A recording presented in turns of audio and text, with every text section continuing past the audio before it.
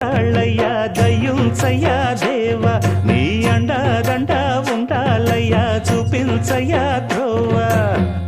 ఇంటి వంటలారగించి తొండమెత్తి దీవిల్చయ్యా తండ్రి వలె ఆదరించి తోడు నీడ అందిల్చయ్యా ఓ